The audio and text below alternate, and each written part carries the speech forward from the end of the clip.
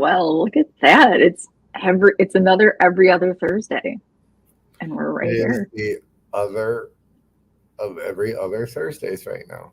Yeah. It is every other Thursday. So welcome to Speak with Your Soul. We are on episode 4, but technically 4, but 3 for Rob because the first one doesn't Oh, really count for okay. him.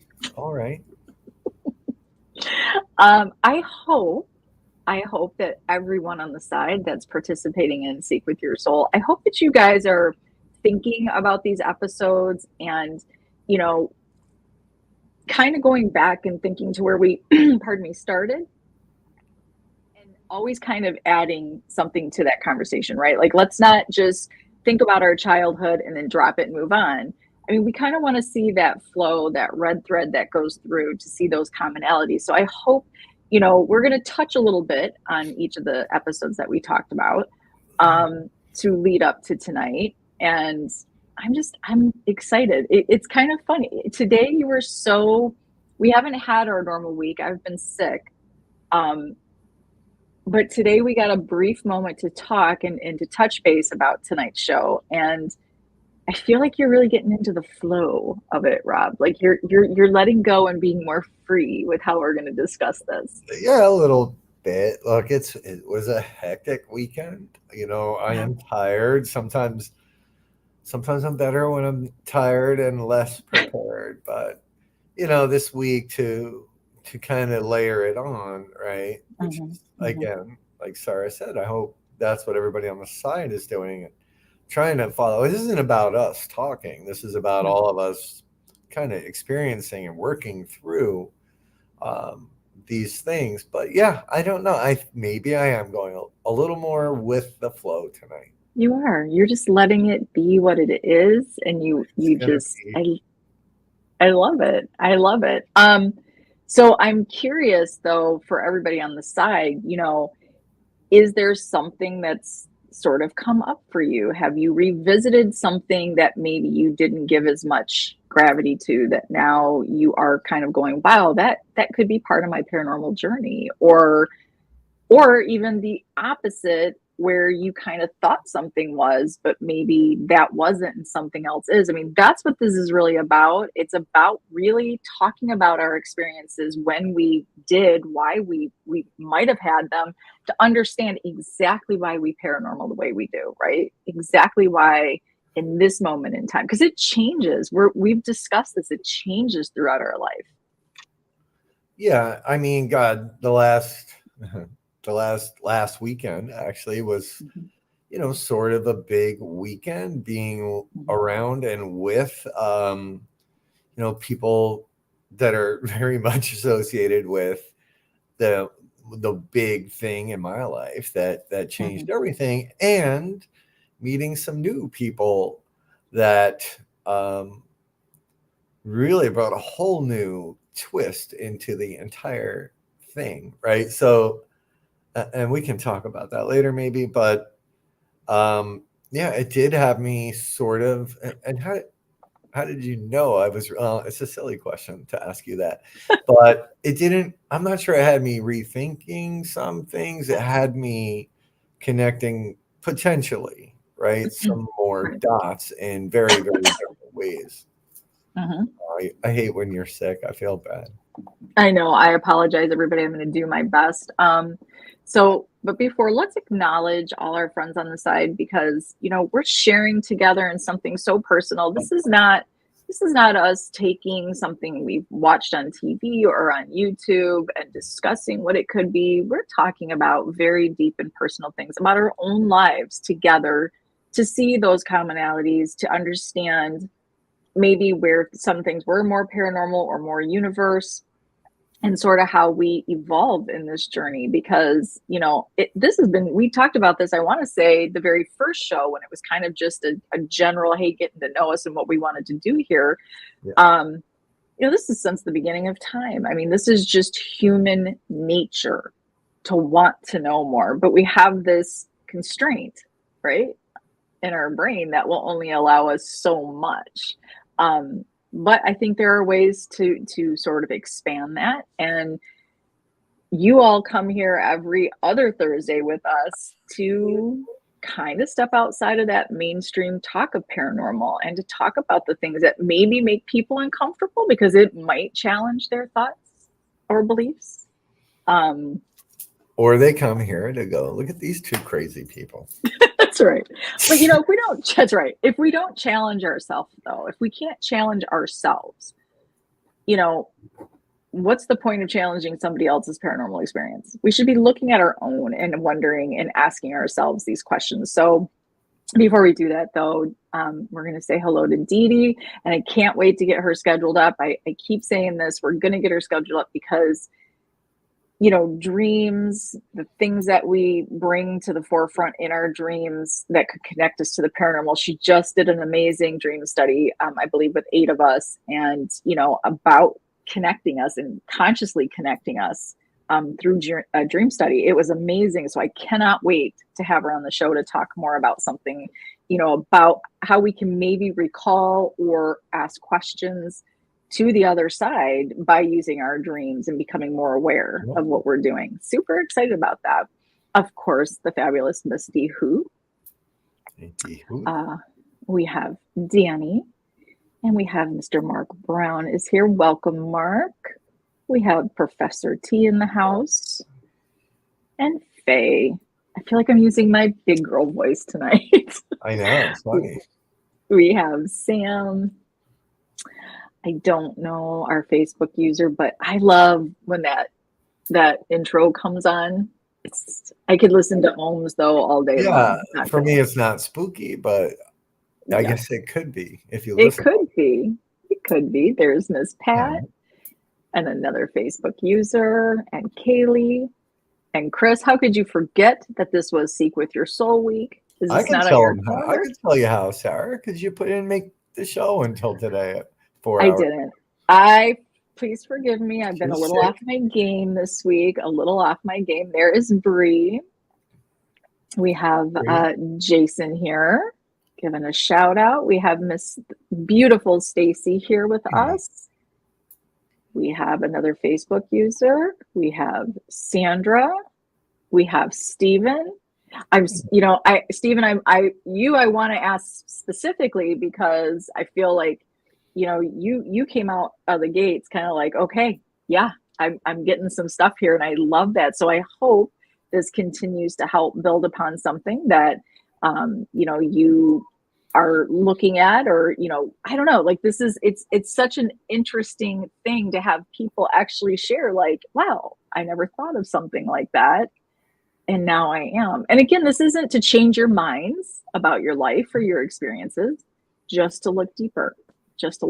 That's all we're doing here. For anybody new that hasn't been on prior shows, or even on our Wednesday lives, if you go to streamyard.com/Facebook, it'll allow you to link your stuff so we can see who you are, because we like seeing actual names here. Hey, Billy. Yeah, we want to be able to acknowledge you.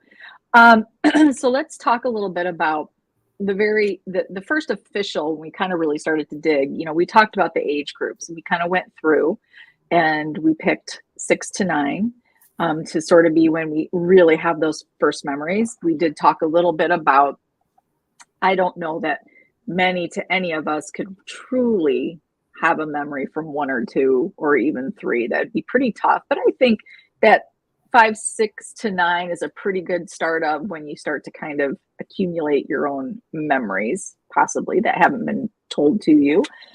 We talked about 12 to 15. When you start sort of breaking out on your own and checking out those witchcraft books or paranormal books, or maybe watching some scary movies that maybe your parents don't realize you're watching, but you're sneaking them in. So things you're starting to now form another different opinion about some things that maybe are out there. Of course, you're kind of forming them by network television or stories, but nonetheless, we're kind of taking it in.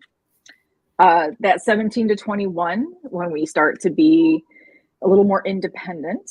A lot of us go off on our own. Some of us go into the service. Some of us go off to college. Some of us start working. And now you might be a little bit more, you're not maybe so focused on something that would be paranormal, because you are so focused on this new independence and freedom. 25 to 32. Now maybe you're getting married, maybe you're buying a house, maybe you're having kids. And it kind of puts it into another category where now it's not just about you, it's about other people that you run into your life. So, things just, it evolves, right? It changes. And I don't know if we can honestly take those age groups. We can have some demarcations, but to really sit down and remember exactly how we felt or what we thought of our experiences will be tough, I would think. How do you feel about that, Rob? Oh, I'd agree. I mean, I know I'm unique in that I don't have a lot of childhood memories similar to you. Some things I do remember, the bigger things, right? But you also spend a lot of time alone, well, I did, at least as a I kid, did too. playing Yeah. on your own. I didn't have siblings. So there was a lot of alone time there. And then, as you were rolling through the stages of life there, you can see the busyness build up, and which in reality is just distractions, right? If you want to put it in layman's terms, there are things to keep your brain busy, focused elsewhere. So yeah, it's an interesting progression of things there. Yeah. But what was really interesting is that so many of us do recall, or when we thought our first kind of real moment where it was like, what was that? Was in that 6 to 9 range. And really, if you think about it, it was really between that 5 and 8 was really where a clump of us had very similar stories. Yeah. And even, when I was on the road talking to some other folks, though, that seemed to be about the right time, 6 years old, 8 years old. There wasn't just one person either. So it seems like that is right around where it starts. And either that's because, like you said, that's when we can probably form some real memories at that point, as in prior to that, it's probably hard to have an actual factual memory. I would believe that it is, and Mark is right there. He's like 8 years old. It is. And I agree, Sam. It is. There are some things, pardon me, that again, clumpy for me. I don't have a ton. I was like you. My siblings, although I had to, were 10 and 7 years older, so I might as well not have had any. They weren't playing with me. So, Right. I was pretty much doing my own thing as well. So, I think, and then I could admit, because when you're 6 and your sister's 16, you're introduced to things, that a 6-year-old isn't ready to necessarily be introduced to, such as children shouldn't play with dead things, right? So now I'm looking at zombies. I'm looking at, so they start to shape. Well, yeah. I mean, my punishment. My mom's still alive. She probably doesn't know how to watch this, but my punishment was Trilogy of Terror. You hate that movie. The Zuni friggin' doll, right? That was how she got me to behave, right? So, and that was right around that age, 6, 7, 8. And later in life, this came back, which we can get into later, as sort of a paranormal experience, So it's interesting. Wait, what?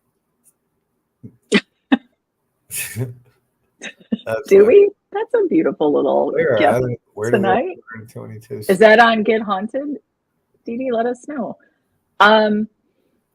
Yeah, it's, so then the next episode, we kind of shot up. I asked you to think about yourself today and walk back 10 years. So what has the last 10 years for me and Rob, that's 42 to 52. What have those 10 years, what have those brought? But more importantly, we asked this question: when did you really start to investigate consciously the paranormal? And almost everybody on the side kind of was in the last 10 years of their life, Yeah. and here we all are, Yeah. um, digging into this a little bit. So I wanted to continue, um, sort of talking about the last 10 years because we really did, hey, Three Souls, we really did just kind of skim over the last 10 years. So think about this. So we've all sort of made that discovery. Yes, within the last 10 years, solidly, pretty much is when a lot of us really have been conscious of our journey in the paranormal. We might use it a little bit more. We might be a little bit more aware of what it is we're doing. We're actively going out and investigating. Um, so, what does that really mean? What does this mean in our journey now? Right. So, we kind of want to break these last 10 years down. So, I'm going to ask you, Rob, and I'm going to ask each of you on the side. You can share if you would. We would love for you to share. You have safe space here. There's no judgment, there's no right or wrong answer. So, please answer if you feel comfortable to. In the last 10 years, what I'm very curious is,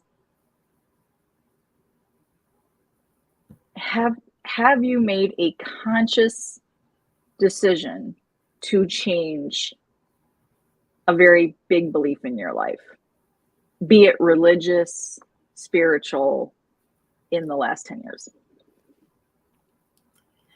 Yes. Okay. I Can don't you know. answer which way, what can you give us a general idea about what that big change in belief is? Well, I mean, it's pretty much how I met you, right? If we're talking about massive transformation and what I thought paranormal was to what I believe the paranormal for the most part is today, that was our meeting, right? Look, it went, we're going back a little bit further than 10 to '08 when my dad passed, right? It's when the paranormal kind of became a thing for me. Um, and I went out like most people do under the, look, I started, everything I watched on TV was how I investigated back Mhm, then. And then for the following, maybe 5, 6 years, that was kind of how it was. Very equipment based, very, um, actually for longer than that, but very equipment based, very legends and lore, mhm, very, mhm, here's the story of this location and mhm, this is what we're going to go look for. Um, and then I had my massive experiences, and Three Souls asked an interesting question when they can come up and chat on the panel. We'll get to yep, that point. And then I had a very, very massive experience, something that I never was ever expecting or prepared for or ready to even acknowledge in 2021, which led to me reaching out to you early in mhm, 2022. mhm, From there, I got some answers that I didn't quite expect, and that forced me to take a look back mhm, at the last 40 some odd years. And what I found was incredible. It was incredible. And it stopped me dead in my tracks, right? And we've done this show before, but it stopped me dead in my tracks and made me really take a look at the much, much, much bigger picture, a picture that you can't even mhm, describe. So once that little egg was cracked and I started looking at things through a different lens, things became way less scary. Things made a hell of a lot more sense to me, at least. Um, but it doesn't mean that some of these other things are not mhm, correct, right? That's I think the part people struggle with is, well, if that's not, Captain Bill from the shipwreck over there on the shore, then who is it? maybe it is, but there are so Mhm. many other things that happen every Mhm. single day that people don't look at. Um, it's way complicated. So to give you an actual answer, it was just last year, honestly, that things really changed for me, really changed for Mhm. me, and it took a hell of a lot of um, honesty with myself Mhm. to get it to that point.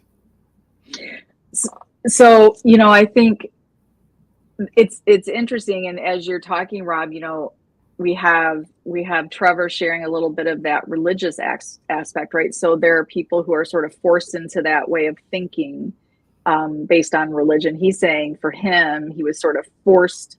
His parents kind of forced him into a religion, and it kind of pushed him in the opposite direction. Very typical, I would say, at 17. You're going to rebel against sort of that thought process. Yeah. Um, and then you've got Nathaniel, who's, I agree. I think that, the TV shows, it was such a great jumping off point for so many people that were interested in the paranormal, because I think for the most part, we just didn't know where to start, right? You just don't know where to start. So the TV shows sort of gave you a little bit of a jumping off point. Yeah, it's Um, it's framework, it's right? And framework. Yeah. there's absolutely, we're not knocking show. I'm not knocking shows, at least. Oh gosh, no. Um, it definitely piqued my interest, and then once the Hmm. experiences started, I'm like, okay, I'm going to get a K2 meter. I'm going to go get my camera Hmm. and try to Hmm. capture this thing. And Dihu, yes, and for some, it's if somebody important to you passed away, a parent or a grandparent or a sibling. Um, I think really what happens is, the TV shows can kind of create a little bit of a heroin effect, in my opinion. You're constantly chasing that dragon because you are trying to recreate something that they're showing you on TV, and in that moment of watching it, you're not using the commonsensical side of saying this is network television, so this is what they are going to show you. It's exciting, it's new, it's fresh, it's you're already having the interest, so it's like, I'm gonna go out there and do what they're doing, right? We all copied either Zach or Jason and Grant, or right, or Amy, like we've all done it. Yeah, yeah. We've all tried something under their guidance. um but what it really sort of comes back to is you're going to be constantly, and I can admit this, like the more I talk out loud about this and share this, probably why I had so much disappointment in the past in paranormal, because I was so focused on trying to recreate all these stories that had been shared about certain locations. They were never going to happen for me. Yeah. And you still do that. And you're not going to get to escape this question, because I do want to understand your story. When did it change for you, and how? Or has it always been this for you? Are you the special one? I am the special one. No. Um, the thing I do believe, and things that I have shared with you, Rob, I do believe things have always been different in my experiences. I didn't know that they were different, and sometimes I might have even called them non-experiences. Yeah, I've witnessed that. um, but I think for me, what I would say is, and this is not to offend anybody, so please just know this is my personal journey. Oh, 10 years ago, about there, um, I made the conscious decision to unattach any Christian narrative to my life. It was only going to be for a year. I was going to try out just doing Buddhist practices and not using any of the Christian narratives or rituals or prayers. Um, and it just never came back. So I feel like when I let go of that, when I let go of the fear of what I had grown up knowing, It did change, I think, the way I view things because I view them more as connections than going into a haunting. Yeah. Yeah. Okay. If that makes sense. Does Oh, that make sense? it makes sense to me, but we talk Okay. a lot. I don't know. Yeah, I'm pretty Yeah. sure that makes sense to the people on the side. I knew that would be your answer. I just wanted you to tell your story. This isn't about me. Um, no, and that was what on 2/2 when I reached out to you.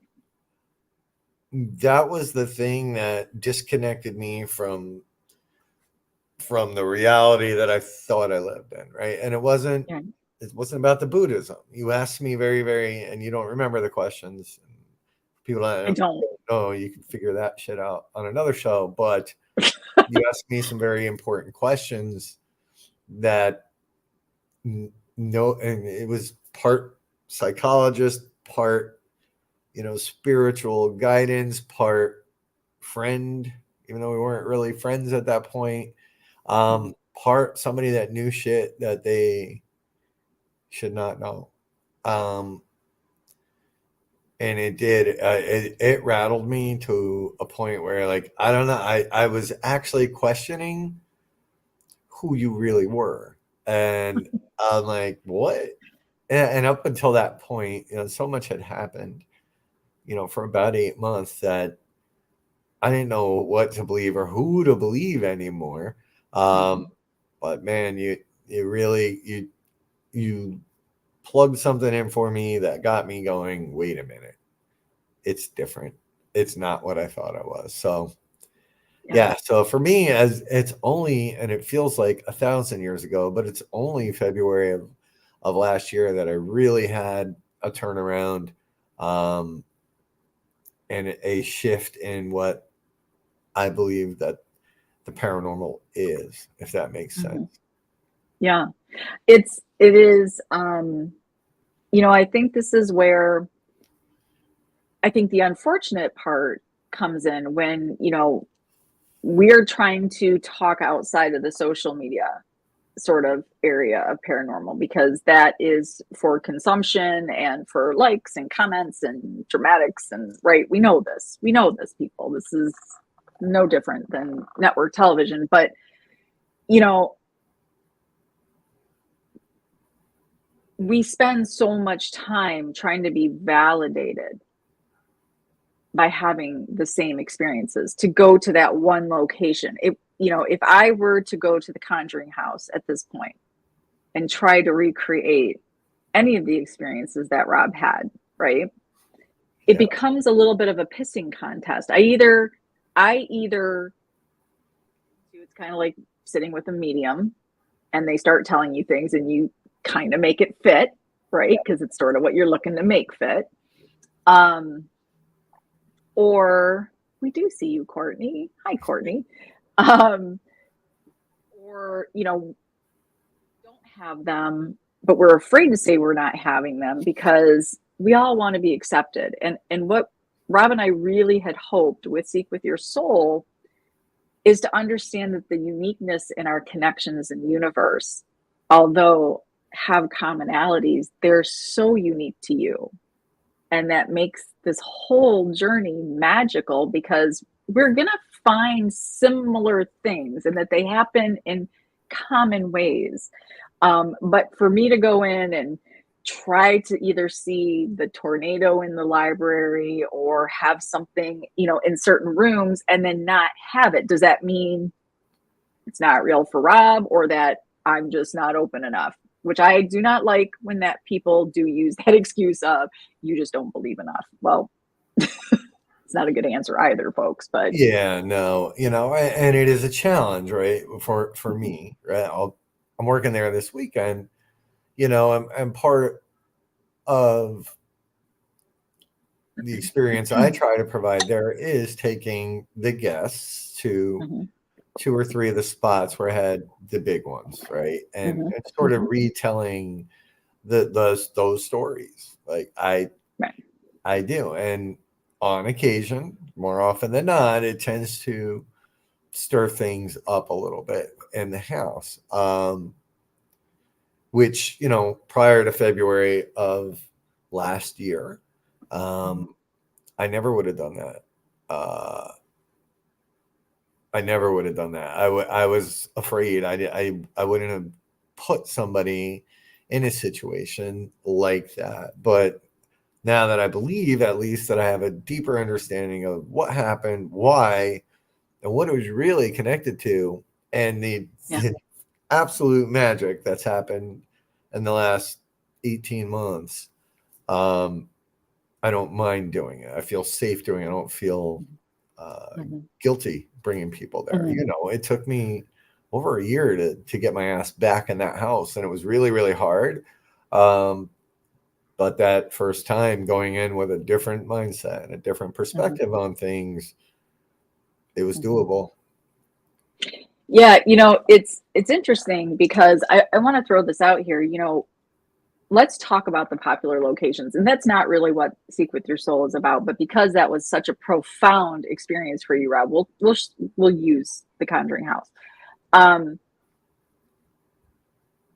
You know, when there are stories connected to these locations, and there are many big hitters in the community who validate that and warn you, and you know, they sort of, they don't encourage you and they encourage you at the same time to go. And we have to ask ourselves is if what we're walking into is so dangerous and we need to get the blessings from the church, and we need to, you know, and again, this is not knocking anybody's practices or beliefs. You have to ask, why do we pay to go in, and why is it allowed for us to pay to go in with the devil?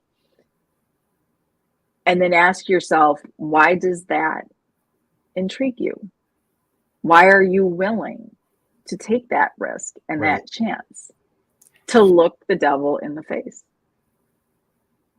And I think this is where we start to go back in our age brackets, and you put together some of your living life experiences with some of the afterlife experiences that you might have. Right. And you start to wonder what you were sort of forced to look at this. But you said it on many occasions, right? Like you were drawn to do it. You had to do it.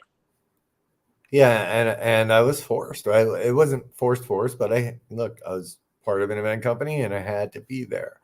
Yeah, so I don't know. I mean, Courtney, a lot of people use the word intent, right? And to me, I agree with you, and I don't at the same time, because sometimes, right, I never went in there with an intention to have my life fall apart, right? I didn't go in there with any intention to see what I saw or experience what I experienced. I went with the intent to understand and investigate the house, but it certainly wasn't to turn my life into a complete shit show, or what I thought at the time was a shit show.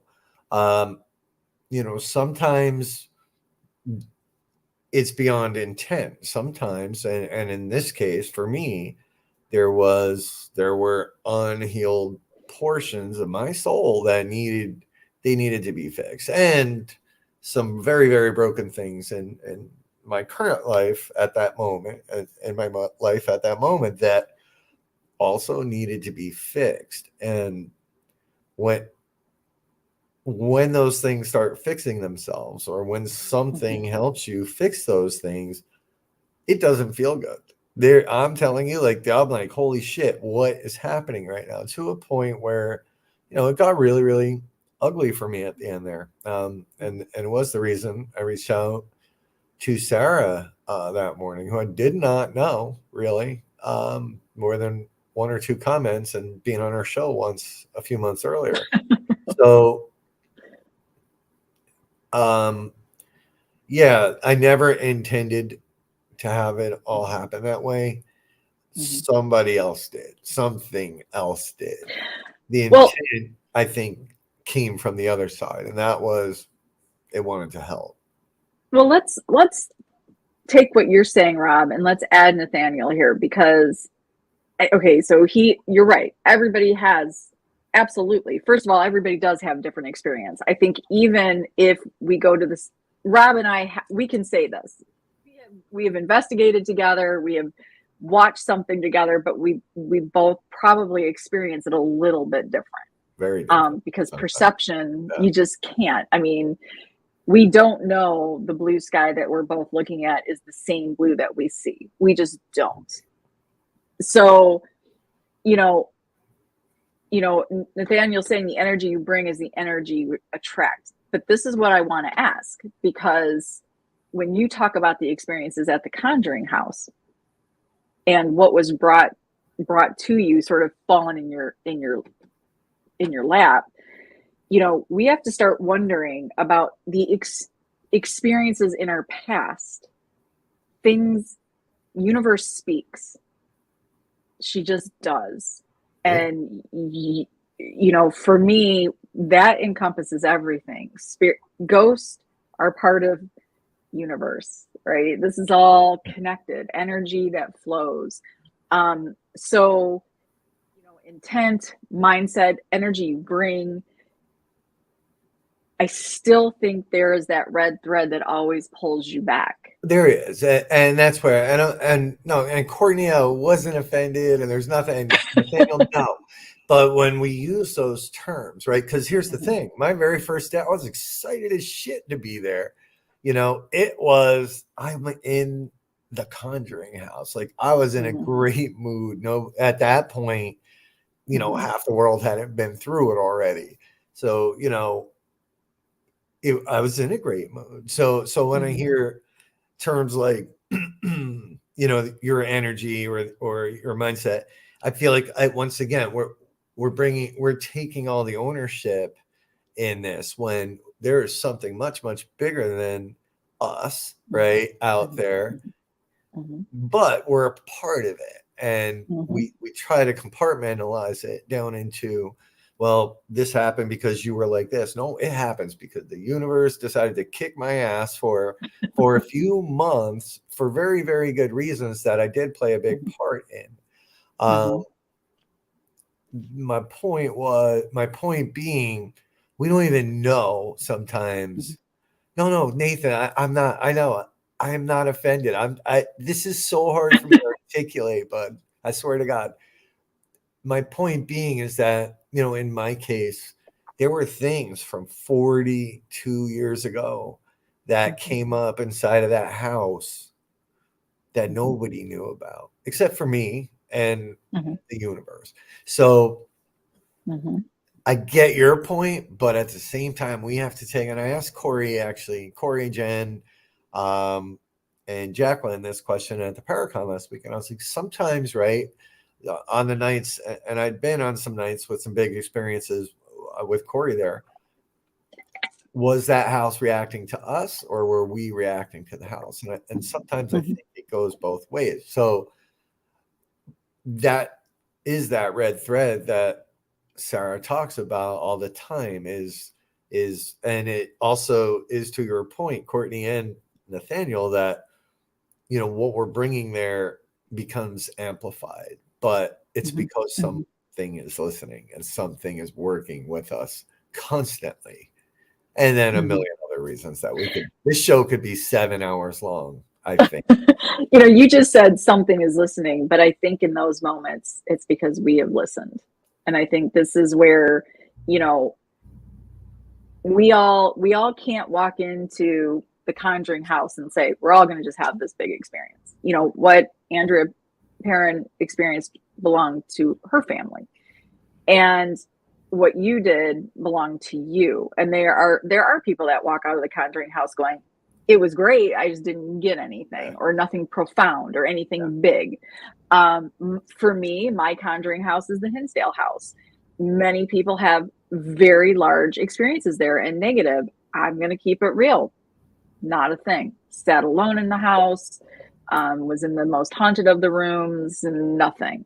And I don't really like the answer of this. Well, you have a very bright light and it irritates them.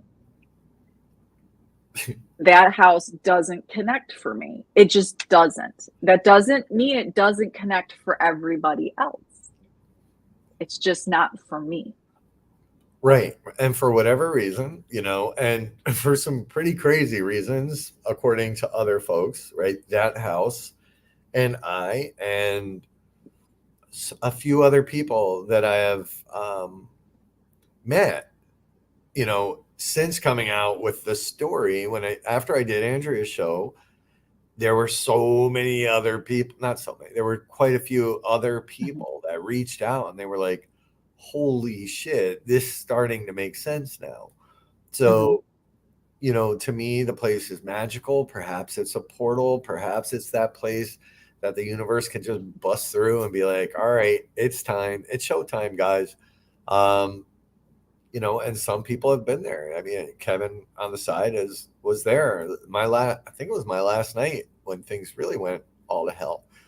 He was there with his dad. So yeah, I walked out of there with this perception, unawakened, whatever you want to call it, that this Mhm. was a bad thing that happened. I mean, it took a Mhm. while, but eventually figured out it wasn't. But you're right. Mhm. Um, Mhm.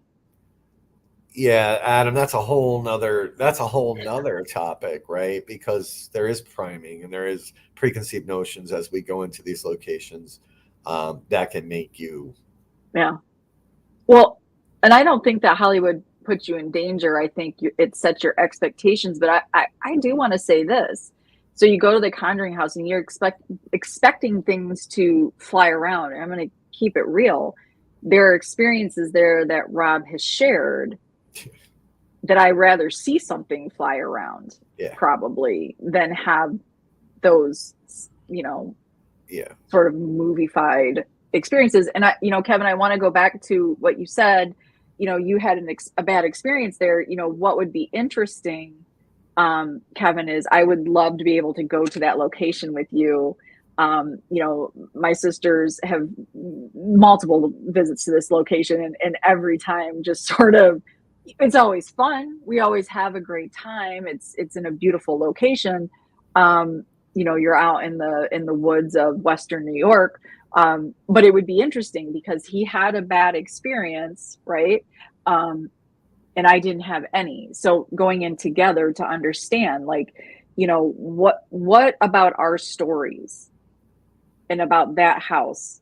Is it the things that we have heard? A lot of these locations have very big things that are attached to them that even if you don't think you've read it or seen it, you probably have, right? So does that get embedded somewhere in your subconscious oh and yeah, then you connect something? So I want to kind of bring this back a little bit though to the last 10 years, yeah. Please. because what I want to ask is, so we're kind of talking about if we've had any big belief changes. For me, it was walking away from the Christian narrative altogether.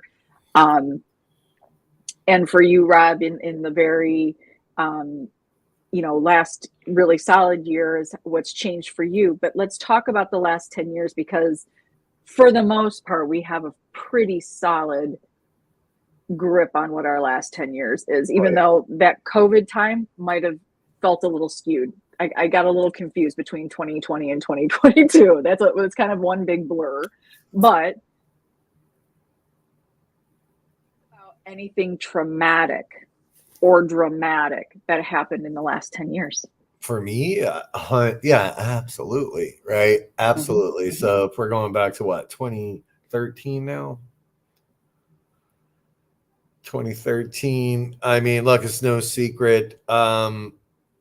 You know, look, I was in a job. I was in a job that I just was there, right? I was mm-hmm, there making a lot of money, hated it, but I was making a lot of money, right? And the money was important. Why? Because it was a marriage. It was a big ass house that we shouldn't have bought with a kid that that I loved to death. But in 2013, she was still young, so she wasn't a pain in the ass quite yet. Um, but I was also in a marriage that, like, it needed some help, right? It mm-hmm, needed some help. So, if you think about, for anybody that's had big experiences, if you honestly sit back and really evaluate where you are as a person, Mhm. During these, it can start to make sense. And this now we're hinting at what Sarah brought me to on 2-2. But yeah, so I was in a job that I didn't love. Then I was in a marriage that wasn't the best, right? I didn't love. I didn't love. Um, driving 2 hours each way to work for years, so that we could afford that big ass Mhm. house that we didn't need, that had like 6, 7 empty rooms in it. Um, it just, Mhm. I was existing. I wasn't living. It's great to go make all that money and have it for a month, and then you pay the big mortgage, and then you go out and eat the big steaks, and you live Mhm. this lifestyle that it looks Mhm. good, but it really wasn't. I wasn't fulfilled. I wasn't. Mhm. Nothing about it was like, holy shit, I made it. And sometimes you don't realize that when you're in the middle of it. And, by the time I had my big experiences, um, you know, I was already thinking about exit strategies for all of it, the Mhm. job, the marriage, um, and you hang on for the kids and all the things that we do to put off difficult conversations and difficult moments in our lives. So that plays into it. You have to understand that, Mhm. and what I learned from pulling books in that library in the Conjuring House Mhm. was that shit's out there. The universe knows. And it was telling me in those books, like, hey, Mhm. dude, it's time to change some things. Um, Mhm. so I don't know the exact connection, if that opened me up more, if that Mhm. made me vulnerable, however you want to phrase it. But I truly wasn't like, I can look at my life today, right now, Mhm. in this moment, Mhm. and I'm very, very content, and I'm happy. And Mhm. mostly people are a bit pissing me off lately, but that's different. Um, That's not this show. but I, I I don't think I'd change a thing right now. Um, Mhm.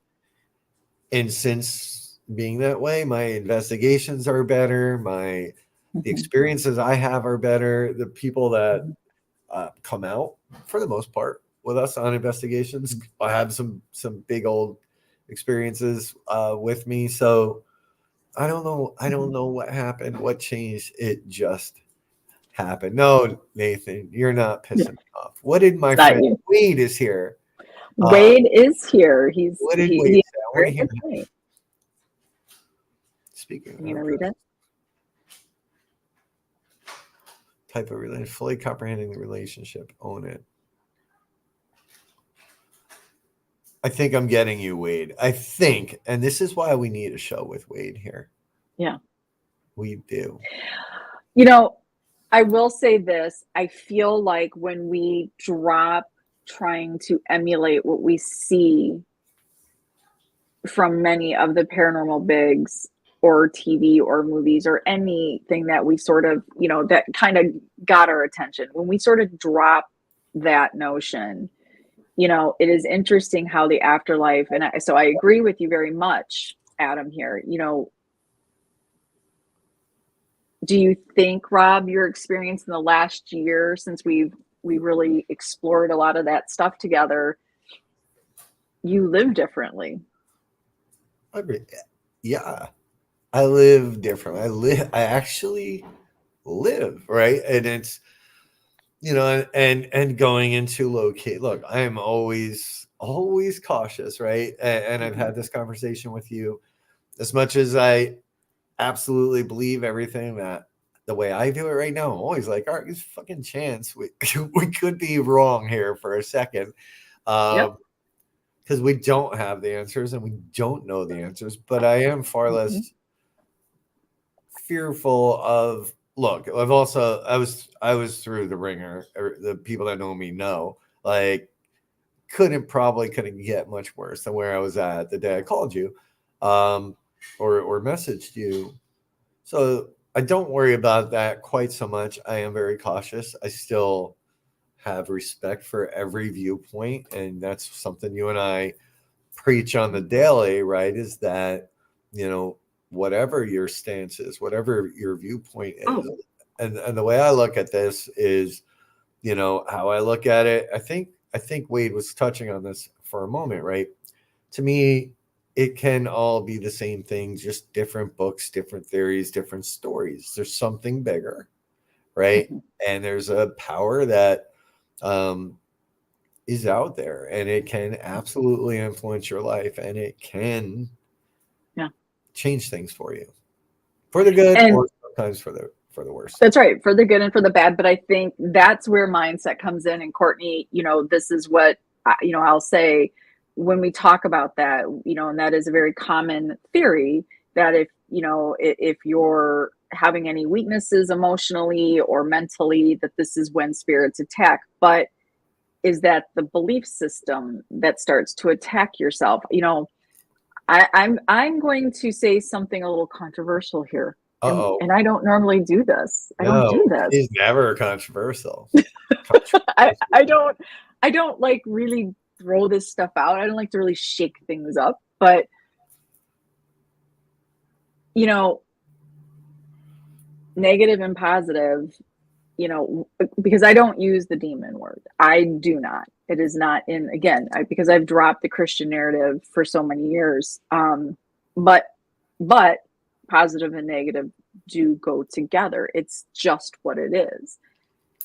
I'm going to sort of throw out there that, and Rob, your story sort of validates it for me. When we're forced, when we're forced to face these demons, this is not, they're not strangling you. They're not sending you to an actual place of hell, but they do ask you to touch that place within your soul that feels like hell. Mm. And you need that negative to also touch that positive. That's what created universe, period. And I'm not even that scientific, but I know that's true. You're kind of So scientific. I'm kind of a scientist right now, but and I think this is kind of where the movies, the books, the things we've been told, the stories we've been sold keep you in a place of fear. And I think that, look, I investigate very differently when I'm out having a good time. Now, that's not being disrespectful to certain locations. Sometimes you just want to go because a location either has a big story or it's a big location and you want the grandeur of it. It's a little spooky. But when I'm talking about my own personal journey, I view this stuff very, very different. I just do. Oh, she does. And she does. But and I want to expand a little bit, because you got to there, you got to that point, but it Okay. does deserve a little bit more. Is, you went, your comment back to Courtney was, do our belief systems kind of attack Mm-hmm. your thoughts? And, you know going now, and I talked to Wade a little bit about this on the trip to Old Hospital, you know for when we talk about remote viewing, which, so my guy on the side, Stacy, um yeah, sorry if you've been there and that sucked, I'm sorry, but if you've been there and seen it, it's pretty goddamn cool. But yes, I would have to agree with that, right? Everything we said. It's why somebody brought it up earlier when we talk about priming or preconceived notions.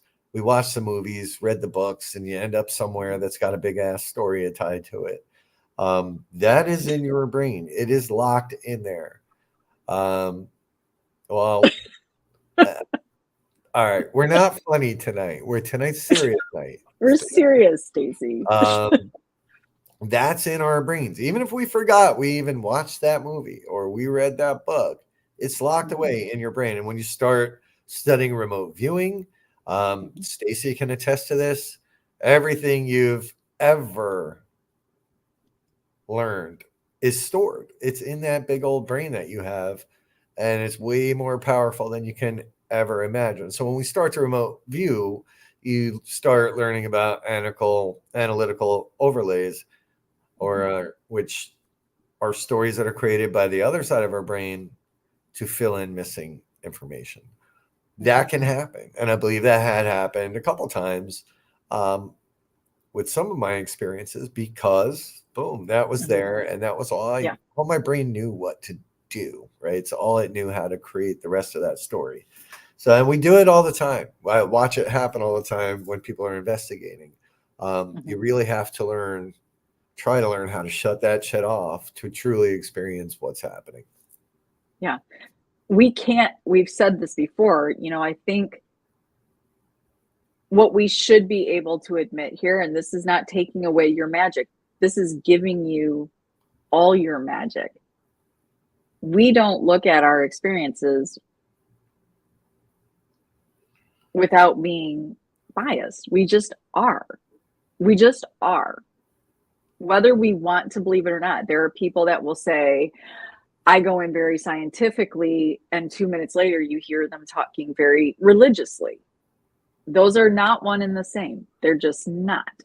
And I think at the same time, scientifically and universe, although there's a lot of science to universe, is still two different things. And we're starting to see the actual science world wading in to that, the connections, more than just frequencies and vibrations, right? We're seeing quantum physics involved, quantum entanglement. Right. This can be proven. How does this particle affect this particle? It doesn't matter. One will be the opposite of the other, and distance becomes nothing. It doesn't matter. They are connected by some invisible force. The bias. I was supposed to make a YouTube on this. Yes. Well, there you go. So yeah, I mean, it's a natural thing to be biased, right? If you grow up in Florida and you come to Pennsylvania in like March, when I'm like, it's getting hot out, they're like, it's fucking freezing. I need a jacket. So you're biased towards it. I feel this deeply. We don't know who you are, and I'm sorry. But you should come to a location with us. Yeah. We would love to take you and have you understand that when you sort of understand the power you have to be in your experience without judgment, which is very hard.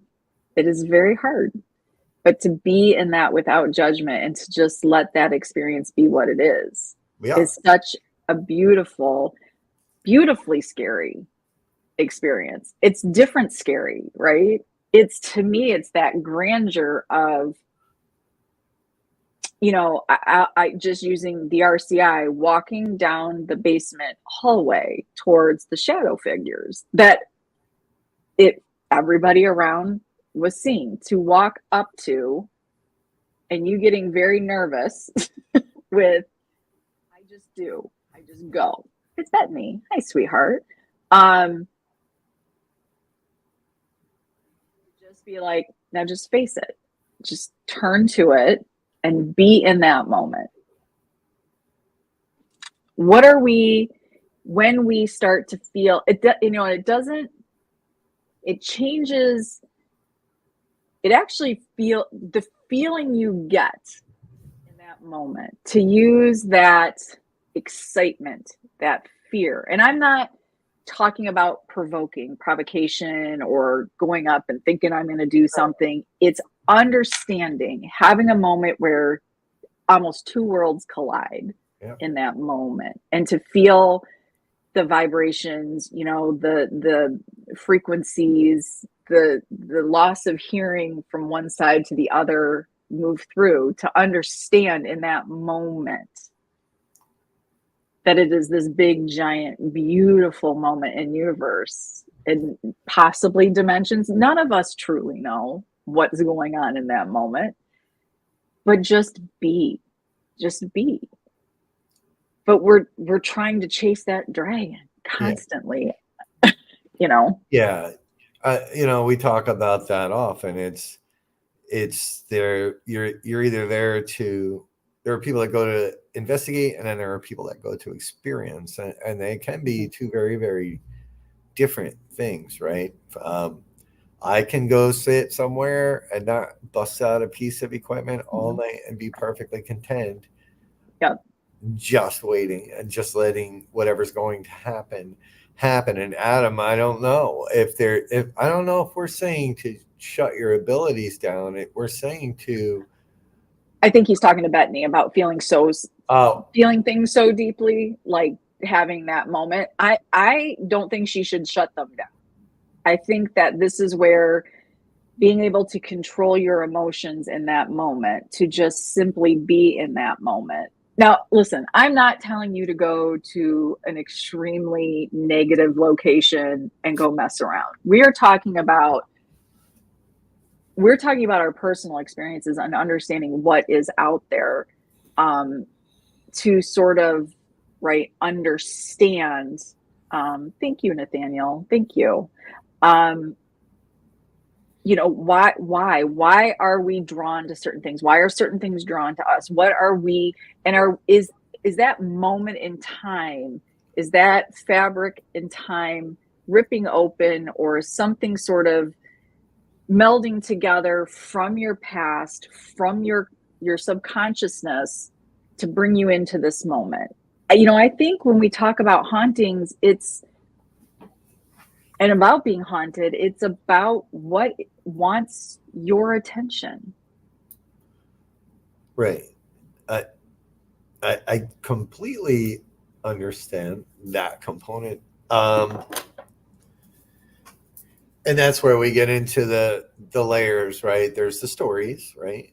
Mm-hmm. And then there's, the ghosts that has a personality, that has a memory attached to it. And then there's the bigger things, right? And that's where I think, for me at least, at the Conjuring House, it's a mixture of all of that. It's not, are there former people there? Yeah, I'm sure, but there's also other things at play, and that is that fabric of the universe. Like, for whatever reason, that place seems to enhance it all. And I don't think it's just the house, it's the property, and I believe a lot of houses around there probably have similar activities happening. But yeah, I don't know. Because why is it, if we have a traumatic experience in our life, suddenly we attach, right? We're in this mindset. Let's talk about mindset and that bias of what happens. Something traumatic happens, and then suddenly there are many possible paranormal experiences popping up around you all day. It's possible all day. Say this to people all the time. We could probably go sit at McDonald's, right? And I would right now, so I'm a little bit hungry. But we could probably, get everybody on the side, all the side pieces. We'll go over to McDonald's, or if Wade's still watching, Wade would whip us up a badass dinner, an amazing dinner. And we could sit and probably, through collective conscious, however you want to describe this, make something happen, or ask for something to happen, or experience something that's already happening. We're just not paying attention to it because we're busy living our lives. I just often wonder, when we have bad things happen, there are times that we give it to paranormal, and then there are times that we give it to somebody else. And I'm often curious, when do we, where is that demarcation for this was a living caused issue and this was a paranormal caused issue? And I think this is not for anybody to necessarily answer, because you don't owe that answer to us. But think back to something traumatic that has happened, and things that happened around you possibly at that time. Did you feel it was the other side? Were you looking, for that blame? I mean, there are stories out there. And again, here's the thing with paranormal. This is just life in general. You can't say all about anything. right? It's, look, there are some experiences people have that are just unexplainable, and maybe nothing's connected to it except they just happen to be at the right time at the right place and they experience something. And then there are those times that maybe we create that experience to happen. And maybe there are those times that things do appear because we need to be smacked down Right. to be like, hey, you're missing signs, buddy. Right. I don't think there's a one size fits all answer No. to any of those. And to Wade's point there, right? And it is a beautiful point and 100% on point, I think. And I'll give you an example. Walking into Annabelle's lair, into the Warren Museum with Annabelle and the friggin' all of the craziness that's encapsulated in this building, knowing that Wade was there, knowing that Wade, was ready to spring into action. He did a little protection for us before we went in. That right there, folks, is mindset, right? And whether everybody there 100% believed it or not, I want to tell you what, it felt really good. And it made me very confident. I also knew that Wade was right there if something were to happen, something were to go wrong. So, with Wade, Dan, Rick, everybody that was there last weekend, it was very, very comforting. So that to me is mindset. And that to me, I went in with the intent to try to understand this place and survive it. That was my intent the entire time. But I had a really good mindset because, I knew Wade and company were there. Well, power of prayer. And the power of prayer that's the quantum entanglement. The power of prayer, is reverberating and you're creating this energy. Yeah. And it absolutely works. It absolutely works. And that's I want to see Wade do his fear walk, his fear deconstruction. And that's something, if you are at the Warren Paracon, go see Wade and talk to him about deconstructing fear. Because it is good, right? I look, and the hundreds and hundreds of times I've done this, taken thousands of people on overnight events. I'm pretty sure everybody's still kicking today. Pretty sure. Yeah. And that should say something right there. I'm reading D. I know. And do you feel Dihu having that scenario, especially something, in your brain, do you feel that connects you in any way? And there is somebody in our lives that, I got to have this conversation with that had, a medical situation and it was brain. I'm having word loss. Holy cow, talking about brain, and I just totally flew. And so not really that person, I don't think really ever thought, was there a shift when because people talk about this, they have a stroke, things change. They have a brain tumor, things change, especially depending where that tumor had grown, right? Things change. Aneurysms could change. Sure. Where your brain, that wiring starts to go to, right? So for me, I do have an episode, possible stroke with the TIA. I have lights out in my personality part of my brain. I don't know if that's makes sense. If that's surprising to anybody, but lights out. So right, your wiring goes other places. And does that touch on those things to make you more or less? So for me, that would have been 2016. So 2016, let me think about this. I would really have to sit down and think about what things came to the forefront and how I changed. Because this was new for me. Yeah. This is a new thing for me. I've been doing that since 08, 09. Yes. So if you guys are wondering what I'm doing, there are moments at locations where all of a sudden it's like you can't help yourself. You just start doing this weird fidget. And that seems to be when I don't want to use the word channel, because this is not, I am not going to tell anybody that I am suddenly this whatever, but it does seem to be either something's around, or it seems to be when I start to just say things. All right. So Sarah is always very humble and modest. Yeah, she does. She knows things. She knows things that she should never know. It's actually creepy and annoying sometimes. I can never I'm lie. watching everybody on the Yeah, side. you cannot lie to her. There have been times where I could be holding something and she will know it.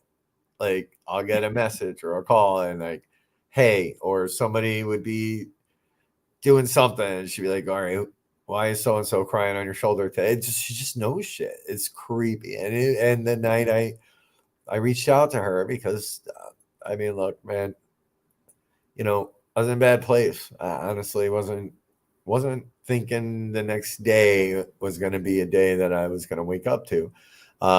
She's probably she literally saved my life, but she knew things that she should not know. I'm telling you, so don't lie to Sarah ever.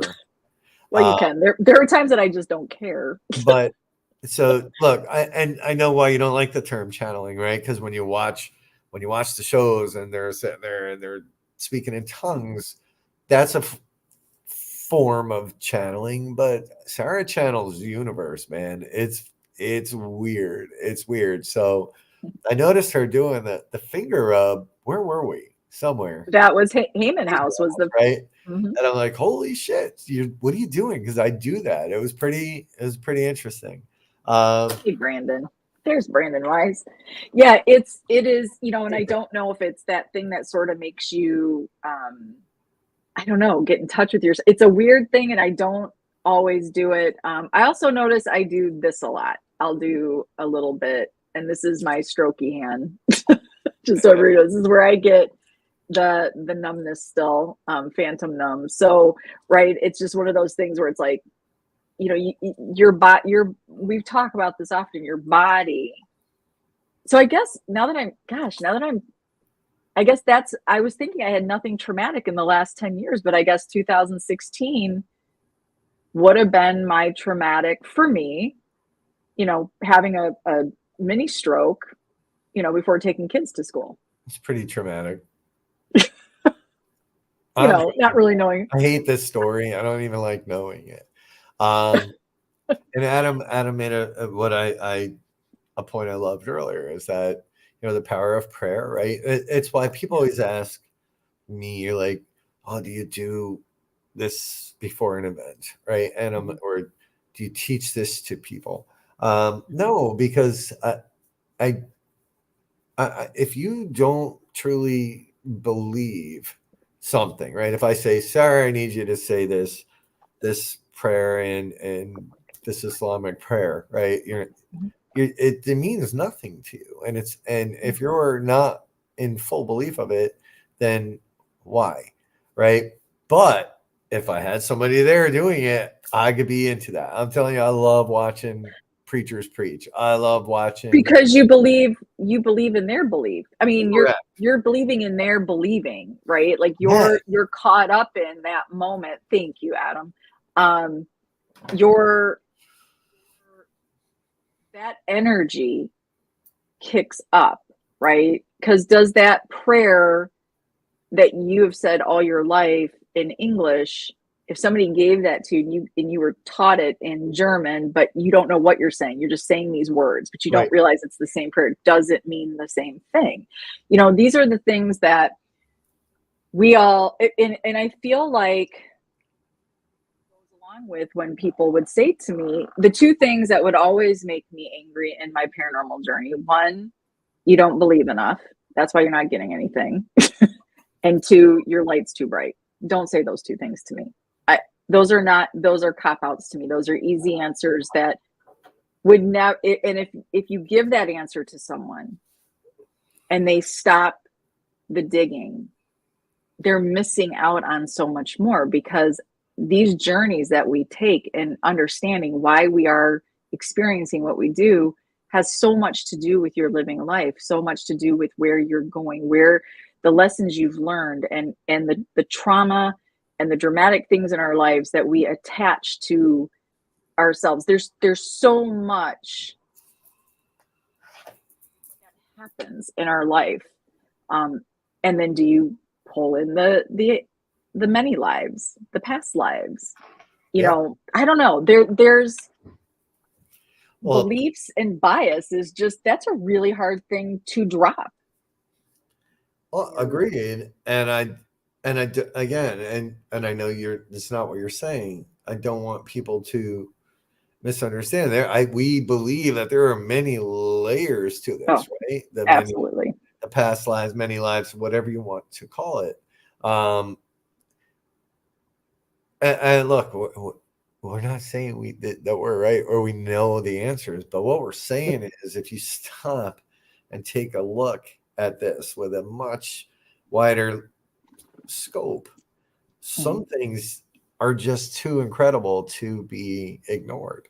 Own your faith, whatever it is or stands for. Otherwise, it's useless. Exactly. And thank you for putting it eloquently for me, Wade, because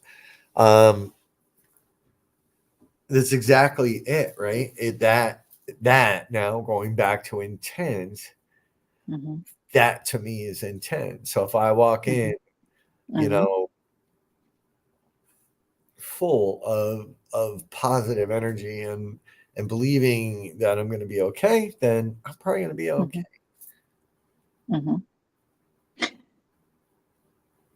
Yeah. And what does faith mean?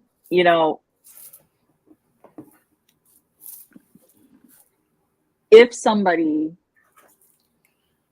so what can I get, Rob?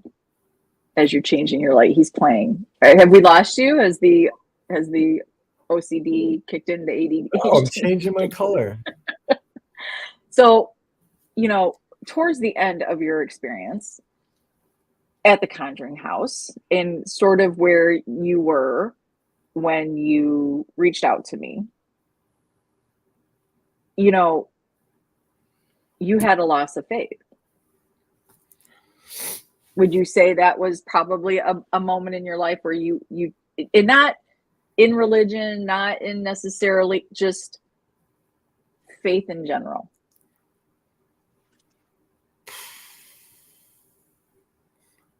Yeah, I probably had very little faith at that point in myself, in the world, and humanity and kindness. It was just not a great period in my life. Yeah, and perhaps that was what kind of got me spun around there.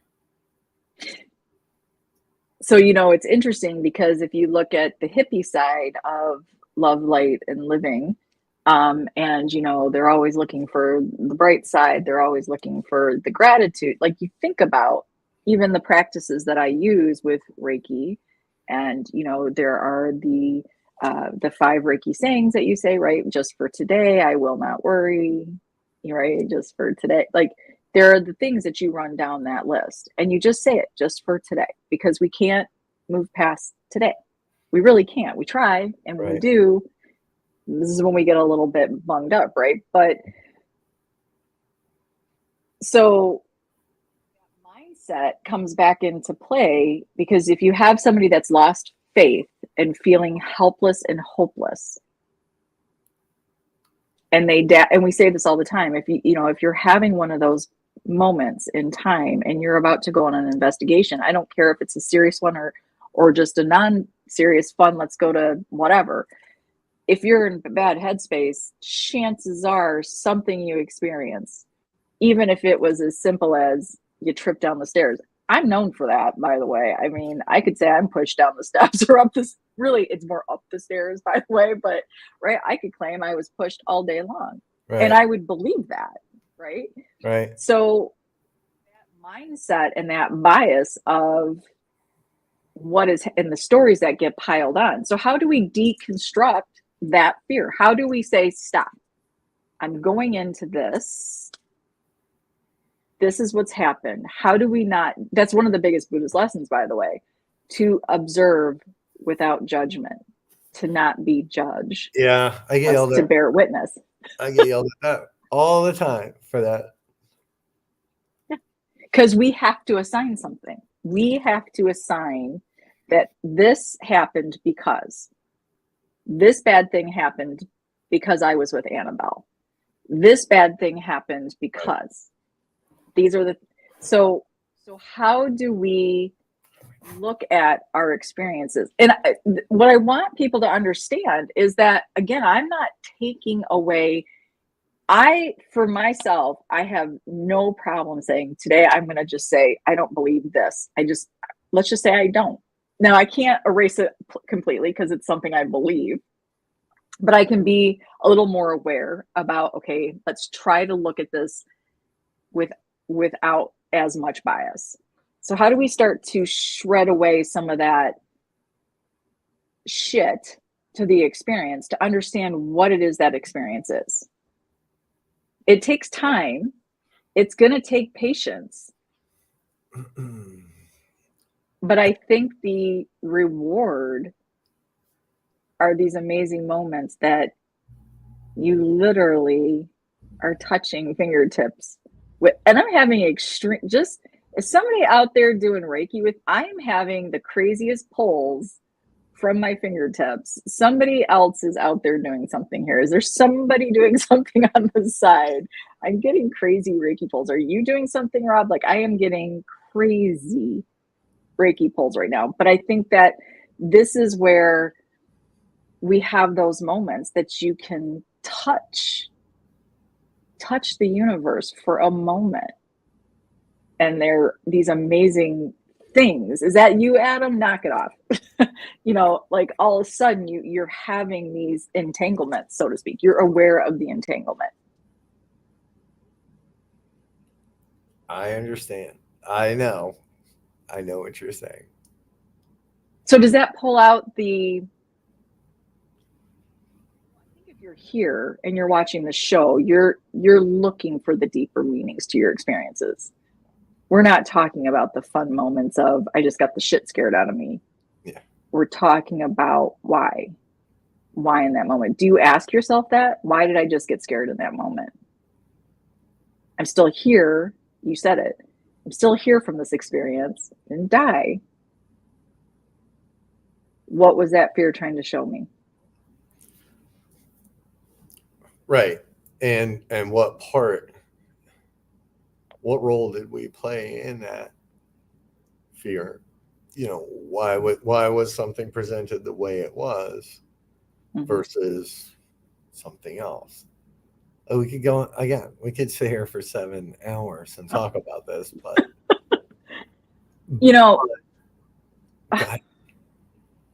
Get Haunted is the next. This isn't a plug, by the way. But Get Haunted is the other thing that probably changed my life in the way that I paranormal, because what it did do is this, I never had been to any major players events ever. Just smaller ones. So I hadn't, the ones I had been to, the public investigations I had been to, didn't love for a lot of reasons. And that has nothing to do with who was doing them. I just didn't like the experience themselves. But the one thing Get Haunted has given me is that ability to step back, not just be witness to everybody else's experience or what they are trying to accomplish in that moment, right?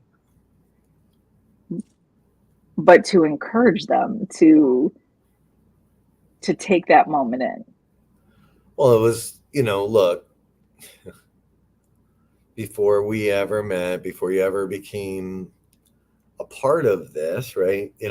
I was doing public events, and it was that was it for me. It wasn't about me going out there and having the experiences. It was bringing people in and getting them to also have something and to do it together and experience it together. And then after quitting, right, I did quit for a while because just didn't want anything to do with this anymore. I missed it. I missed it a lot. So, and I remember coming on your show on 12/21 and talking about it and how you just took to it right away. Like I could tell, I knew, I just knew that it resonated with you in some way.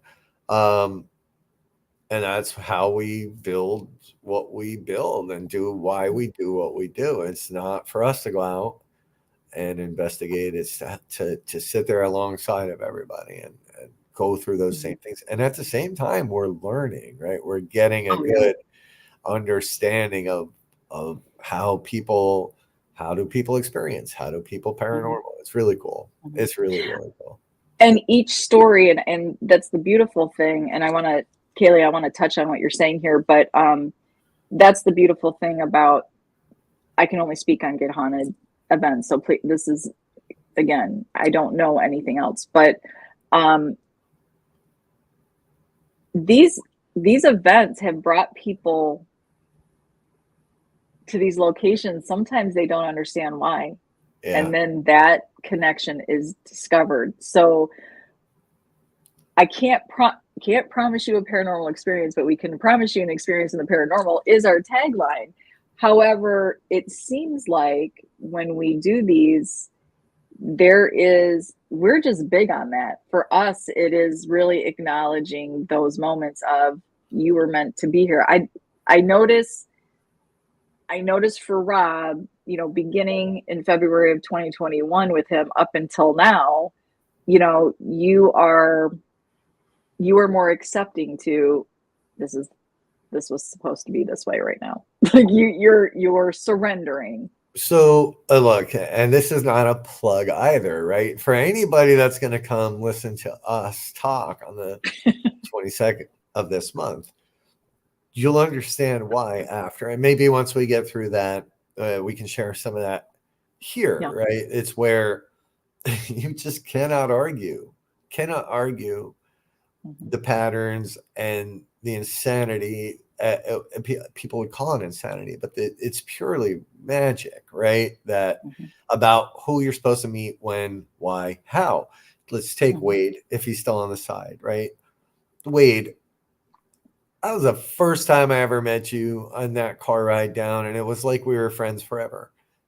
For me at least, right? That is the first time, and Sarah can vouch. Like I'm insanely overprotective of our events and who I let come and actually take the wheel. And I threw that wheel to you guys with zero question. Like I just knew. I don't know. And then last weekend sitting with you guys, it just felt right and natural. I do believe we were put on a path to eventually run into each other and meet and learn and share stories and talk and laugh and cry and all that fun stuff. So, yeah, I am more accepting of it, Sarah. And I wasn't, this. And even the things that get hurled at us, right? Because things get hurled at Rob and Sarah a lot, guys. You think you saw drama? You haven't seen. That was the big one. There's a lot of little ones that happen too. But even those things are meant to happen. They had to happen. This week was a great example of just things happening for some very, very important and bigger reasons that we don't know about. The negative and the positive. Yes. Those things come together to create something beautiful. And this is what we forget sometimes because we have been conditioned, be it religion, be it culture, it doesn't matter. We've been conditioned to believe when the negative happens, right? One of the best books I ever read was given to me by somebody I didn't know after my mom died. they gave me this book by a rabbi called, right, When Bad Things Happen to Good People. And, you know, I'm not a big believer in people sort of dangling karma over other people. Yeah. It's not our place. You worry about your own. You know, it's not for us to wish bad karma or good karma. And by the way, karma isn't just bad. Karma is anything given to you. So I think that is we are conditioned, and we tend to wonder, you know, Rob, we just had this conversation. What did I do that this is all happening? What did am I being a bad person? Why is this coming my way? You know, and the reality is that's just universe. Those things together create something beautiful. And you can't let these moments, these experiences that we try to put in categories. I think, Rob, you sort of stated that we put them in these compartments and we try to explain them because we have to. Yeah. But if we don't judge them and allow them to be what they are and to let them finish out, what you might see on the other side is a bigger understanding. And I think you kind of got a taste of that after February 2nd. Oh, yeah. You could say that for sure. There's this, you know, this Sarah's Buddha side, like she said, you know, no mud, no lotus, right? The mud without mud, nasty ass mud, you get no lotus flowers. And I sent Sarah something recently, right? They sort of they were able to capture it's the yin and yang of life, right? But they were able to capture these two photons in a way that hasn't been done before. And sure as shit, it is in the shape of yin and yang. And I'm not describing it properly. Sarah might have it somewhere. I'm pulling it up because, oh my God, he sent this, and the beauty, they didn't know this existed when, right? Right. When you Like, yeah. So it's pretty damn cool. I don't know if you guys can see this, but so what you think you're looking at with the like look at this. That is amazing to me. This article, if you guys want, I can put this out. This article is so amazing to me. When you sent, I was just like, I couldn't stop looking at it. I sent it to two different places for myself because I was like, I do not want to lose this article. I really loved, you know, and it's about the entanglement. And yeah, you know, again, we can't just live in beauty. We can't just live in positivity all the time. Yeah, it's impossible. Well, you'll take shit for granted. Yeah. And maybe that is what universe and these hauntings sometimes are telling us. And maybe you were taking your days for granted a little bit, even though you didn't love everything you were doing, but you were a little robotic in your probably daily life. Oh, absolutely. You know, Yeah. And I'm not saying anything, folks, that he hasn't already heard. So don't think I'm giving him shit here. Yeah, no. She's not. Look, no, I mean that whole story is that's a whole different show. It's been done. But even that's evolved and changed over, you know, the last 18 months into, you know, greater understanding of some of it, why, you know, once the numbers started showing up and all of it, you know, look, everything is numbers, guys. Math is everything. Go look at the 369, look at Tesla. What the article said wasn't what it was. It was a photo of a quantum entanglement. All right, Stacy over there, just, you know, publicly wrecking it. Yeah, quantum entanglement. What was the yin yang symbol? It's a new method. Okay. Well, we could be wrong, Stacy. Thank you. Well, it does say that it shows the two photons being entangled in real time. Yes. Stacy So I don't, is my doomsday guy. yeah. But thank you. But even if but the reality is though, the concept, Stacey. I don't know, like it's still the concept, right? Agreed. We'll see what happens. Yeah, Stacey. Delete his comment. Where's my moderator? Oh, it's him. Put him in timeout. Stacey's the moderator.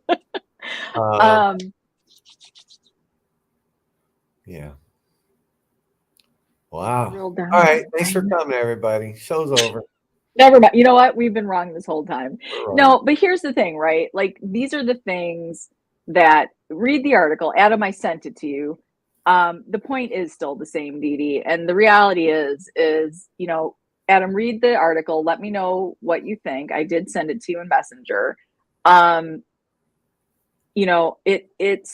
But this is universe and the messengers that we have in universe and how I think sometimes who we assign as our messenger and at what times really sort of depend on everything going around us.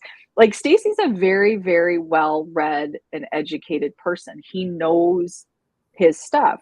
But Stacy, being well-educated and well-read, there could be wiggle room in all those rituals, right? And all those belief systems and all the different spirituality, there's wiggle room there. Those are just that setup. Who, we all don't know in the end until we don't. Let's see. What? Hey, Candy. I was reading Stacy's. Oh. Stacy, stop. Oh, I don't see his other comments. Oh. Do you see it? Yeah, later put down the title. Okay. All right. Thank you. Thank you, Stacy. Let it go, Stacy. Hey, Candy. Yeah. So now I'm a little thrown off. Not in a bad way. I am too. Like one of those, like. But you keep cutting out, and so your first couple words drop out, and it's killing me. Should I stay here? Yeah, that's good. Okay. Here, what if I do this? Is that better? I don't know. Yeah, it didn't do it that time. Okay, then I'll stay here. So years, I now can think about. I am. How about this? There's the universe doing its thing again, guys. Maybe it is time to end it. What do you mean it's time to end it? Can you hear me? What? Can you hear me now? Oh, echoing. I can hear it. It's better. It's better. I see. He doesn't take a hint, does he? Stacy. Okay. Well, it's really not about this picture. That's not what we're really talking about. Really what it goes back to what Dee Dee just said. The point is still the same. You must have that negative with the positive. What are you laughing at? Adam's comment. I'm just laughing. Yeah. Did we lose our momentum there? There might have been. There might be a little shutdown happening. Again, the universe doing its thing. It could be. Listen, the conversation goes off into about 1 million different branches, and the conversations are never ending. And I will tell you, we don't have, I think our beliefs and our conversations change whenever we have them. We constantly evolve and come back to the crop. And they do. They do. And they should.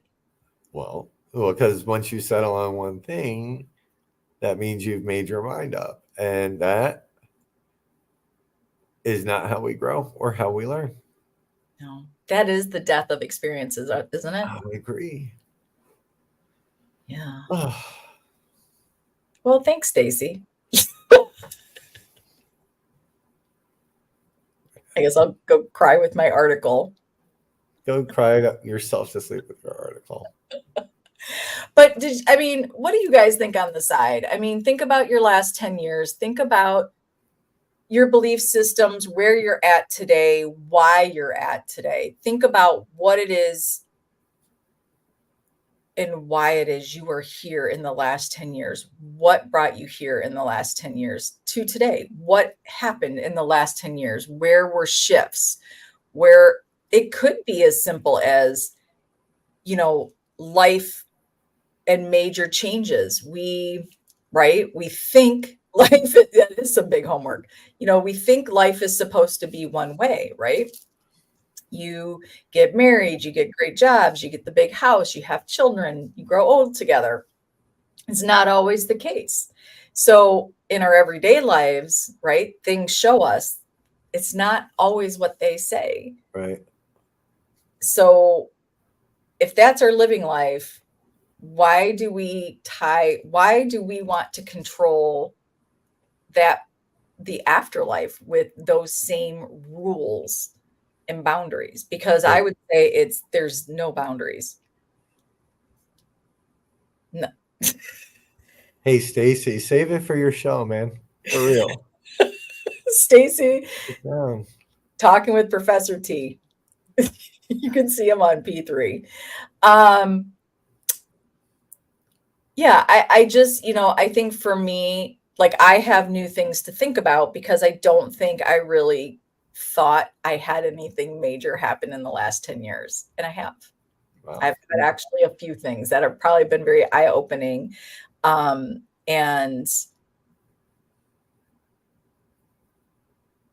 now I need to rethink and where those beliefs have taken me and what beliefs I've dumped.